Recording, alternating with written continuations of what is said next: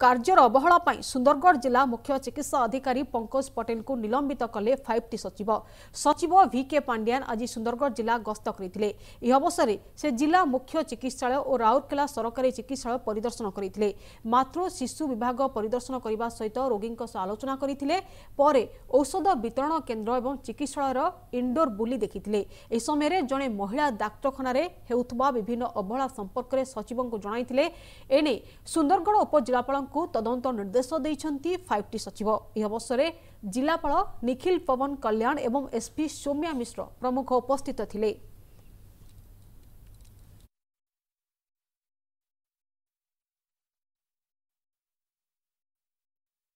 Particularly औषध सब ठीक समय दिया कि नहीं, हॉस्पिटल औषध दिया कि नहीं, रक्त परीक्षा हॉस्पिटल हो कि नहीं, आ डाक्तर मैंने दी ओली आसिक राउंड दौरान कि नहीं, तापर खाद्य ठीक समय मिलूँ कि नहीं, कौन कौन खाद्य मिलूँ से विषय भी पचारे। डायलिसिस मेसीन डिस्ट्रिक्ट रे गोटे गवर्नमेंट सैंक्शन कर भी कहीकि जाइए। डायलिसिस एंड सीटी स्कैन दुईटा जाक CM DMF फंड रु से सैंक्शन करके गले।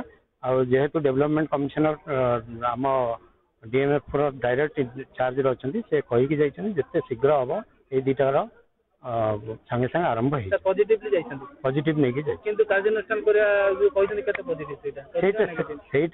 सी कही पारे।